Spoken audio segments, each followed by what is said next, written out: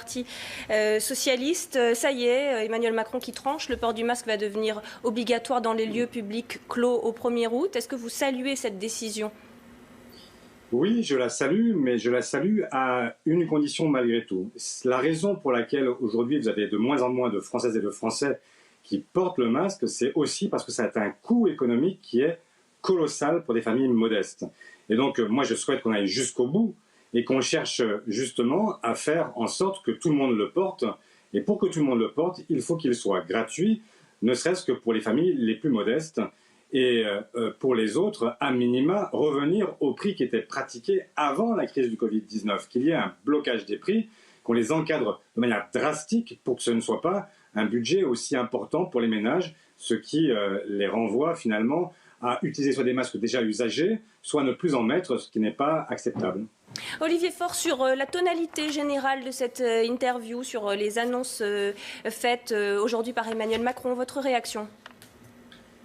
Bon, très simplement, on avait une attente forte, je veux dire les Françaises et les Français attendaient du président de la République qu'ils disent « Voilà ce que j'ai compris de la crise du Covid-19, voilà ce que j'engage pour la guerre qu'il faut mener maintenant contre le chômage, contre la pauvreté, contre les inégalités, contre le réchauffement climatique. » Il avait dit « Je prendrai des mesures de rupture. » Eh bien, aujourd'hui, il nous dit quoi? Il nous dit « Tout ça est oublié. Je me limiterai à dire que le cap était déjà le bon et qu'on va changer de chemin. Allez comprendre ce qu'il a voulu dire. » Moi, en tout cas, je n'ai pas saisi ce qui changeait entre le jour d'avant et le jour d'après. On aurait aimé que sur le social, sur l'écologie, sur la démocratie, sur tout ce qui était au cœur de cette crise, eh bien, le président s'exprime fortement, qu'il nous dise, voilà, ben, on n'a jamais fait comme ça, mais on va faire comme ça maintenant, parce que c'est comme ça qu'il faut avancer. Rien de tout cela n'est venu. Et donc, il y a plutôt de la colère, parce qu'il y a aujourd'hui des gens qui se disent devant leur poste, devant leur écran de télévision, à quoi ça sert? À quoi ça sert encore d'écouter le président de la République? Il y a quelque chose, il y a un tel décalage entre l'attente et puis ce qui est engagé, qui est devenu insupportable. Olivier Faure, ce que vous nous dites en fait aujourd'hui, après avoir écouté le président de la République, c'est qu'Emmanuel Macron, selon vous, est toujours en train de chercher son chemin, ce chemin qu'il a pourtant annoncé depuis le début de la crise. Qu'est-ce qui fait, selon vous, hésiter le président de la République? Est-ce que c'est parce que vous considérez qu'il est incapable finalement de changer son logiciel de départ? Est-ce qu'il y a chez lui une peur de faire des annonces trop fortes, trop brutales, une peur de cliver, une peur de ne pas suffisamment rassembler? Comment est-ce que vous expliquez aujourd'hui ce qu'on peut quand même qualifier de prudence de la part du chef de l'État? Mais il n'est pas prudent pour tous les sujets. Il est prudent pour la grande majorité. Mais j'ai comme vous observé le fait que pour les plus riches, il n'y a jamais de prudence. On ne touchera à rien. Ce sont les millionnaires américains qui aujourd'hui disent « on a tellement d'argent qu'on devrait contribuer à la solidarité ». Et c'est le président français qui lui dit non, quand même, on ne peut quand même pas leur prendre quoi que ce soit, ni sur les dividendes, ni sur l'ISF, ni sur la flat tax, ni sur rien d'ailleurs. En revanche, les Françaises et les Français doivent comprendre que leurs impôts à eux vont augmenter. En 2024, on devait en finir avec la CRDS, elle va être prolongée. Donc c'est un impôt que tout le monde paye et que tout le monde continuera à payer, alors même si ça devait s'arrêter. En revanche, pour les plus riches, on ne touche à rien. Donc on voit bien que là où il nous parle de chemin de justice, il y a un immense fake. Il nous dit les salaires, il faudrait les modérer. Mais il faudra aussi modérer les dividendes. Il y a 3 jours, pas il y a 3 ans, il y a 3 jours, nous avons déposé un amendement qui justement disait cela. Pas d'aide publique pour les entreprises qui distribuent des dividendes. C'est quand même insensé avoir des entreprises qui demandent de l'aide publique, de l'argent du contribuable, pour ensuite verser cet argent à leurs actionnaires. On disait c'est non.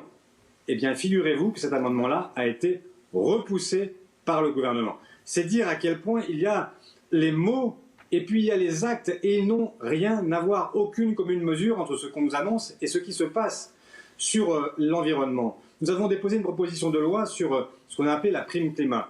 Je ne détaille pas, mais un mécanisme très intéressant qui permet à tout le monde de pouvoir rénover son habitation, gagner de l'argent et économiser la planète aussi.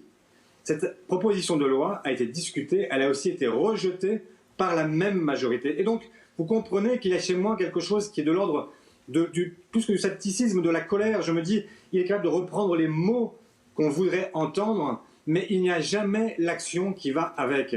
Et c'est ce qui crée cette désillusion, qui crée cette défiance vis-à-vis du politique. Et donc, voilà, il y a quelque chose qui manque. Et j'ai trouvé qu'au fond, ce président était très badin sur des sujets très graves. Il nous a parlé du chômage, mais il n'a pas voulu toucher à sa réforme de l'assurance chômage dont tout le monde sait qu'elle va être un drame pour des centaines de milliers de gens qui vont tomber au chômage en septembre. Et donc c'est la raison pour laquelle eh bien, ce rendez-vous fixé le 14 juillet est un immense raté une fois de plus parce qu'il y avait une occasion de retrouver les Français, de leur dire après cette crise que nous avons toutes et tous partagée, eh bien oui, il y a des erreurs qui ont été commises par lui et par d'autres avant lui, il faut bien le reconnaître. Mais justement, quand on a envie de comprendre quelque chose, on en tire des leçons, ça n'a pas été le cas. Pour être tout à fait précis et objectif, Olivier Faure, vous conviendrez quand même, puisque vous avez pris cet exemple, que les millionnaires américains sont quand même bien moins taxés que les millionnaires français. Simplement pour être précis sur ce que vous avez dit.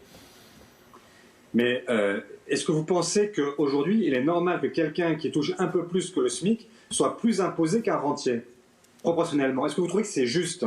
Moi, je vous le dis, c'est pas juste. C'est pas juste d'avoir des gens qui sont en fait imposés en dessous de la première tranche de l'impôt sur le revenu quand ils vivent de leurs dividendes. Ça n'est pas normal, ça n'est pas juste, ça n'est pas équitable. Dans un moment comme celui que nous traversons, la logique aurait été de dire on impose à minima au même niveau le capital et le travail. Ça n'est toujours pas le cas.